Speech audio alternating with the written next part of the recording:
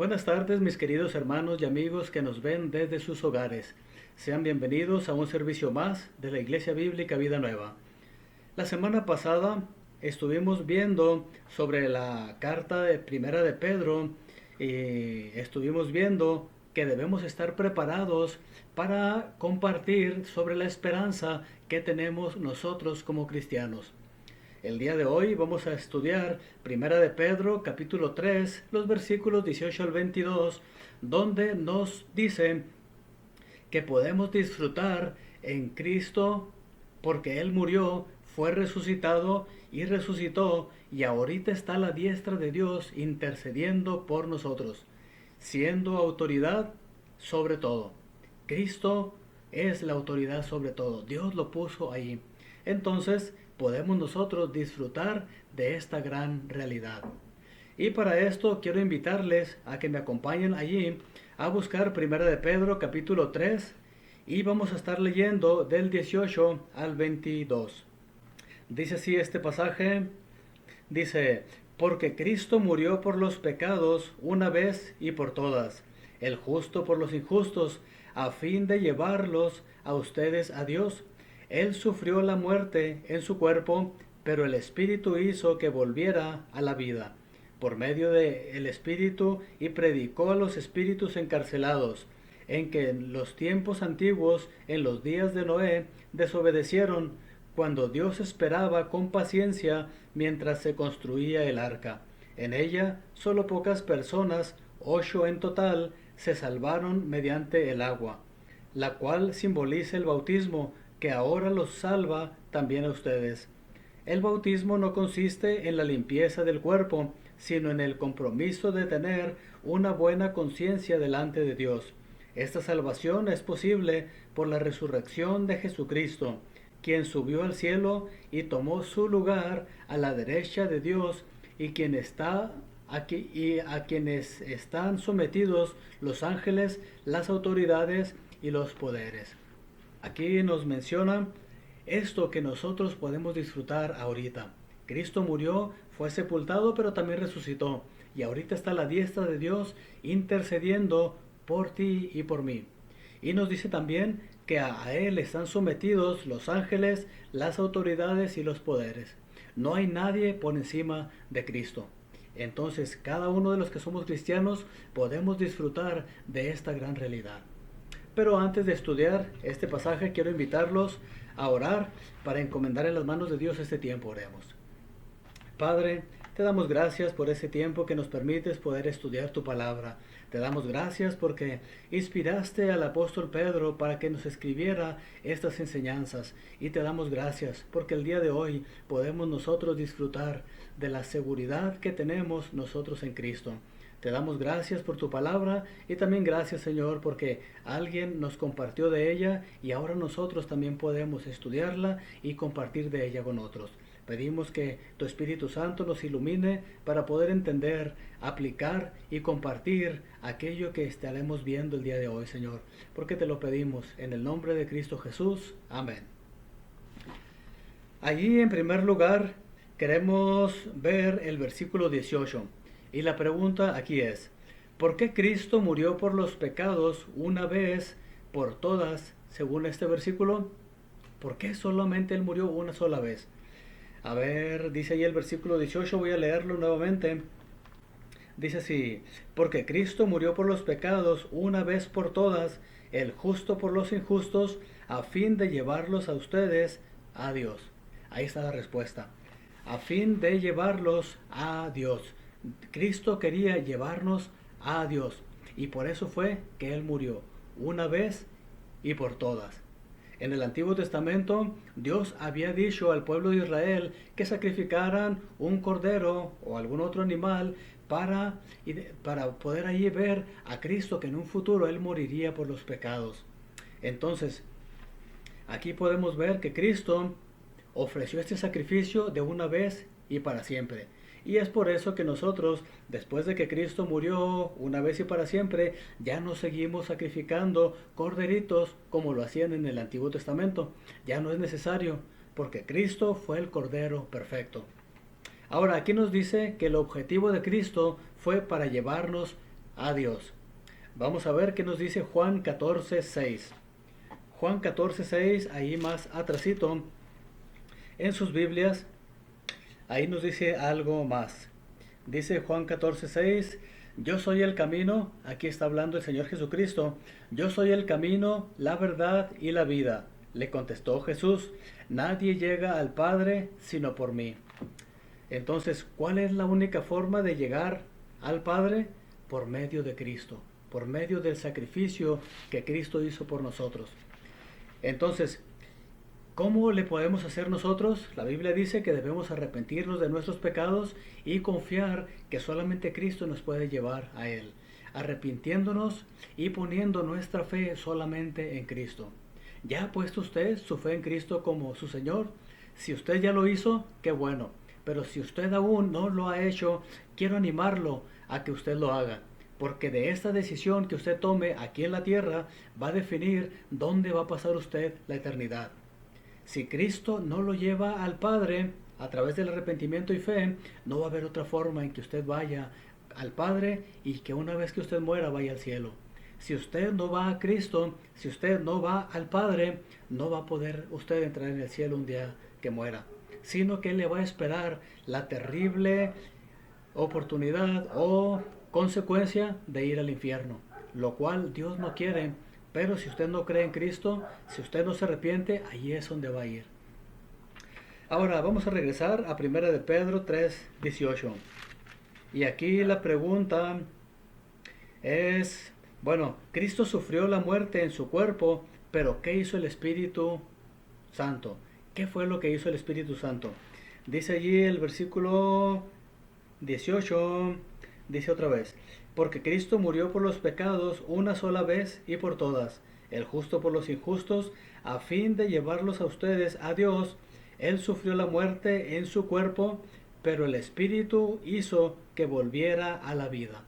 ¿Qué hizo el Espíritu? Que Cristo volviera a la vida. Esta es la tarea que el Espíritu Santo hizo con el Señor Jesucristo. Permitió que volviera a la vida.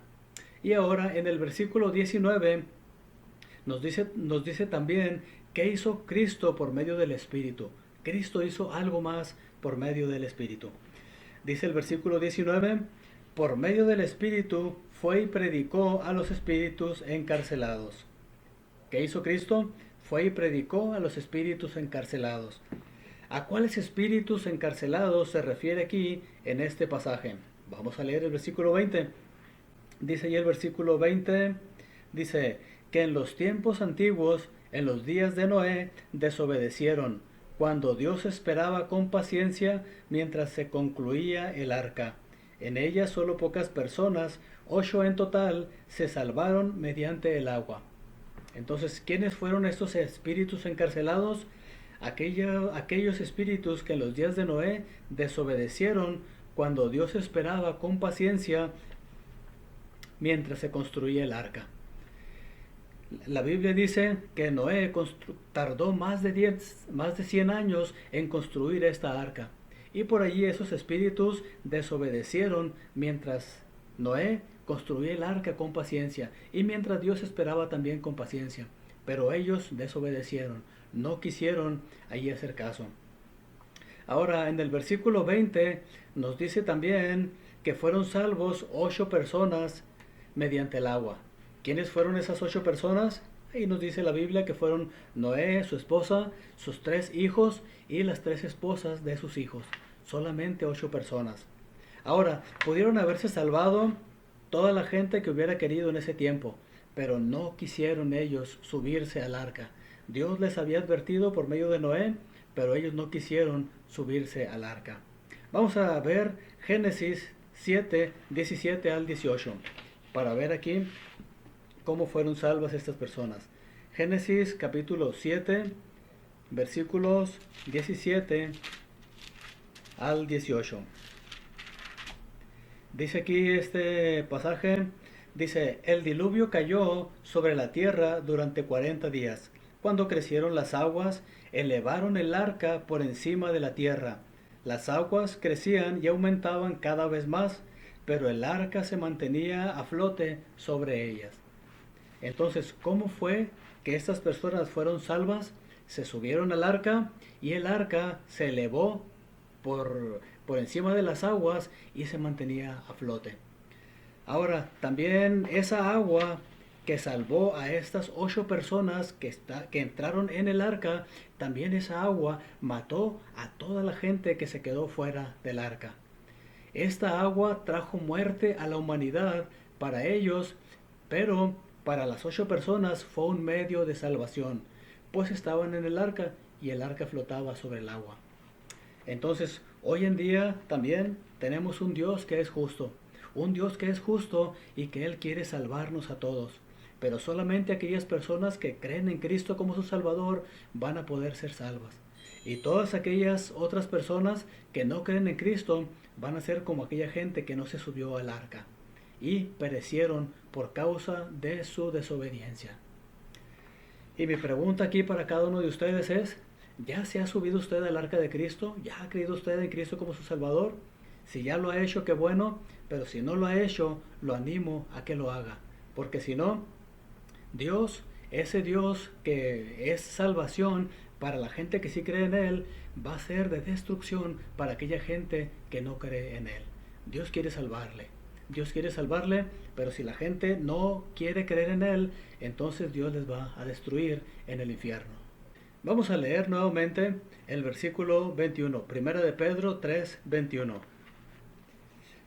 Primera de Pedro 3:21 dice así: la cual simboliza el bautismo que ahora los salva también a ustedes. El bautismo no consiste en la limpieza del cuerpo, sino en el compromiso de tener una buena conciencia delante de Dios. Esta salvación es posible por la resurrección de Jesucristo. Entonces, ¿qué simboliza el agua de acuerdo a este versículo? Bueno, significa el bautismo, simboliza el bautismo. En el versículo 21, Pedro nos dice que el agua que sostuvo el arca simboliza el bautismo del creyente en el agua. Ambos simbolizan nuestra salvación. Si el bautismo no consiste en la limpieza de nuestro cuerpo, literalmente lavando nuestros pecados, ¿en qué consiste? De acuerdo a este versículo.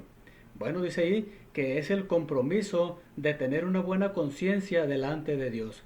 Dios le da un valor muy importante a la conciencia.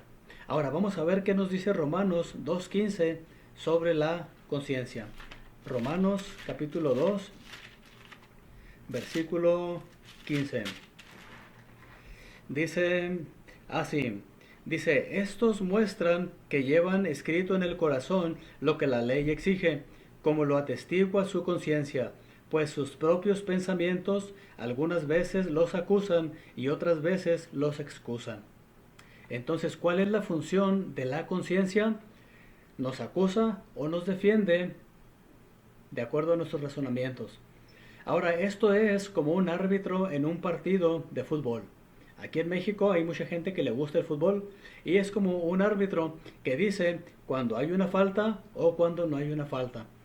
¿Alguien juega bien o alguien juega mal? El árbitro es el que ahí marca las faltas. Y algo así es la conciencia. Nos acusa o nos excusa. Es ahí parte de la conciencia. Ahora, en Primera de Pedro 3:16, ¿cómo muestra la buena conciencia? Ahí nuestras actitudes. ¿Cómo se muestra la buena conciencia? Primera de Pedro 3:16. Regresemos acá. Y dice, pero háganlo con gentileza y respeto, manteniendo la conciencia limpia, para que los que hablan mal de la buena conducta de ustedes en Cristo se avergüencen de sus calumnias. Entonces, ¿cómo se muestra una buena conducta? A través de nuestro testimonio por la buena conducta. A través de nuestro testimonio por la buena conducta. Así se muestra una buena conciencia. Cuando nosotros tenemos una buena conciencia, actuamos más correctamente. Actuamos correctamente y se muestra ahí. Ahora, según la última parte del versículo 21, ¿qué es lo que hizo posible nuestra salvación? ¿Ok? Vamos a ver qué es lo que hizo posible nuestra salvación. Y allí en la última parte del versículo 21 nos dice ahí, esta salvación es posible por la resurrección de Jesucristo. ¿Cómo es posible nuestra salvación? Por la resurrección de Cristo. La resurrección del Señor Jesucristo es un evento histórico. Es un evento que está marcado allí en el calendario. Ahora, tristemente hoy en día mucha gente que no quiere creer en Cristo no le hace mucha alusión a esto, no le da mucha relevancia como la que tiene. Pero es un hecho que podemos comprobarlo. Entonces, la resurrección de Cristo es algo que hizo posible nuestra salvación. Es un evento muy, muy importante. Ahora vamos a ver qué nos dice 1 Corintios 15, 17. Vamos a ver 1 Corintios capítulo 15, versículo 17. Dice así: y si Cristo no ha resucitado, la fe de ustedes es ilusoria y todavía están en sus pecados. Entonces, ¿qué hubiera pasado si Cristo no hubiera resucitado de los muertos? Dice aquí que nuestra fe sería ilusoria. ¿Qué es algo ilusorio? Algo que nos imaginamos, algo que no vale la pena. Ahora, y estaríamos en nuestros delitos y pecados todavía. Pero Cristo sí resucitó y nuestra fe no es ilusoria. Es una fe verídica, es una fe firme, es una fe valiosa. Ahora, ¿qué nos dice Romanos 4:25? Vamos a ver qué nos dice Romanos 4:25.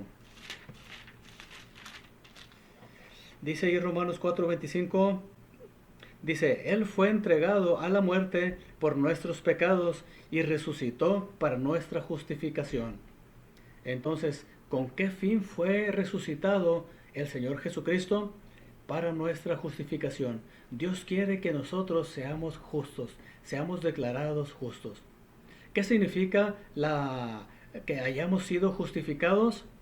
Bueno, por ahí han dicho que somos libres de la pena del pecado y considerados justos. Tenemos una nueva relación con Dios como si nunca hubiéramos pecado. Cristo pone su justicia en nosotros y Cristo pone nuestros pecados sobre Él. Cristo llevó nuestros pecados, nuestras faltas, nuestras transgresiones en la cruz.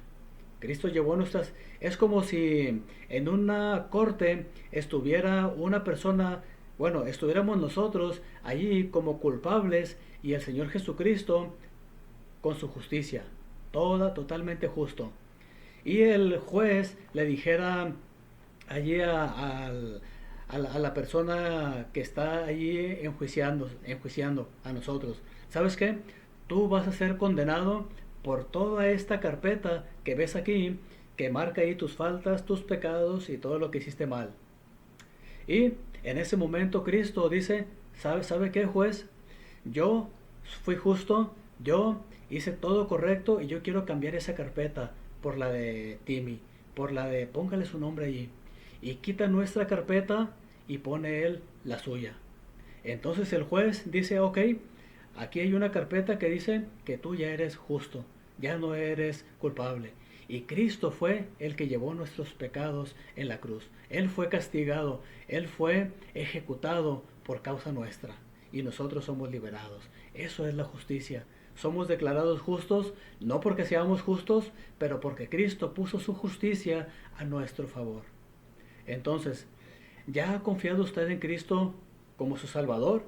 Porque si usted no ha confiado en Cristo como su Salvador, Cristo no ha quitado su carpeta de pecados y no ha puesto la suya ahí. Crea en Cristo para que Él ponga su justicia en usted.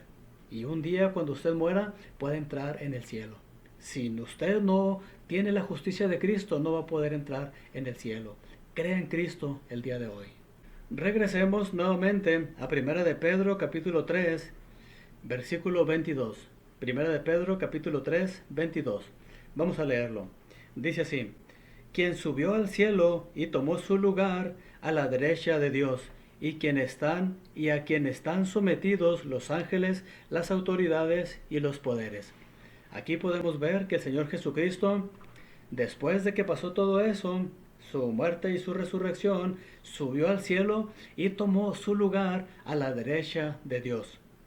Y también nos menciona que los ángeles, las autoridades y los poderes fueron sometidos a Él. ¿Qué significa esto? Que Cristo fue puesto por autoridad sobre todo. Cristo fue elevado hasta lo más alto que se pudo subir. ¿Por qué? Porque Dios lo decidió. El Padre lo decidió.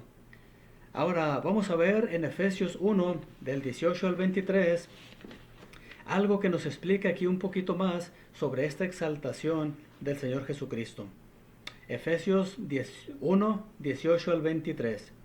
Dice así este pasaje: pido también que les sean iluminados los ojos del corazón para que sepan a qué esperanza Él los ha llamado, cuál es la riqueza de su gloriosa herencia entre los santos, y cuán incomparable es la grandeza de su poder a favor de los que creemos.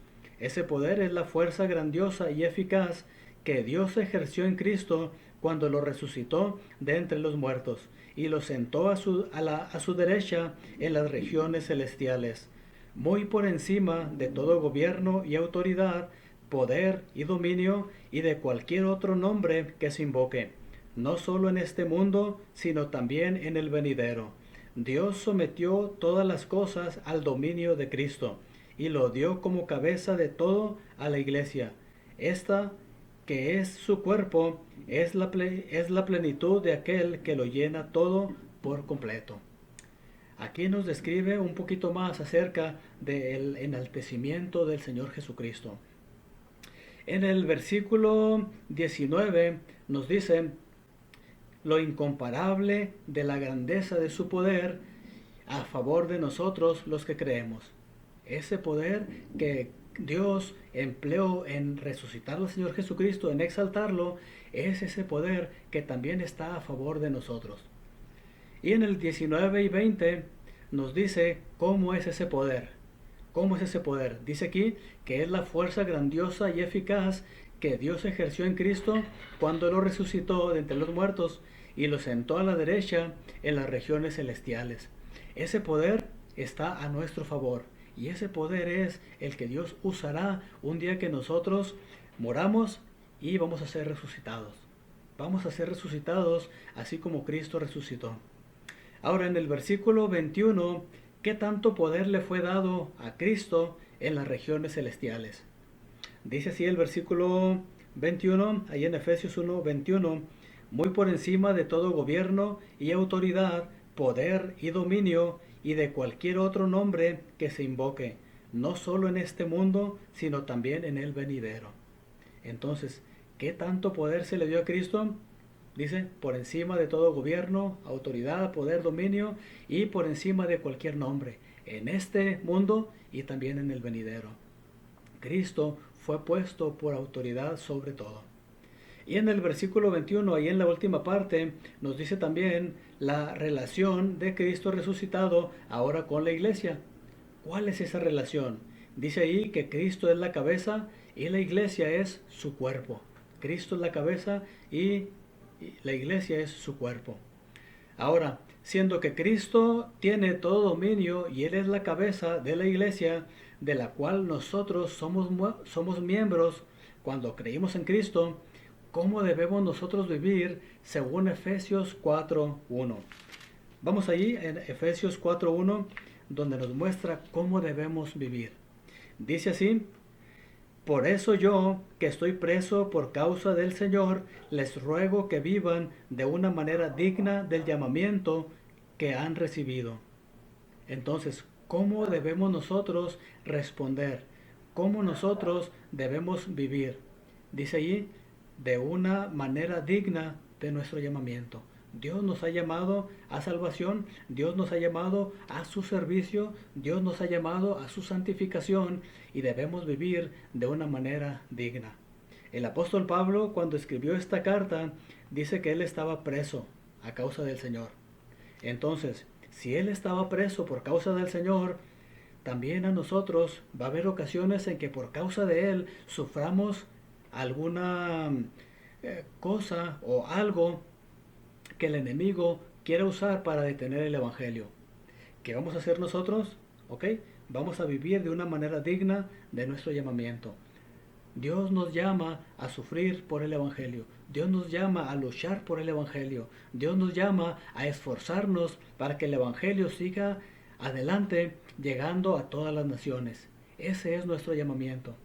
El Señor Jesucristo, unos momentos antes de ascender al cielo, les dijo a sus discípulos: vayan y hagan discípulos de todas las naciones, bautizándolos en el nombre del Padre, del Hijo y del Espíritu Santo, y enseñándoles que guarden todas las cosas que Él les mandó. Ahí está el llamamiento. Hay que vivir para Él, hay que trabajar para Él, hay que esforzarnos para que el Evangelio llegue a todas las naciones. Entonces, ya vimos que en el pasaje de ahora que Cristo murió por nosotros, fue resucitado para nuestra justificación y ahora ha sido exaltado sobre todo poder y autoridad.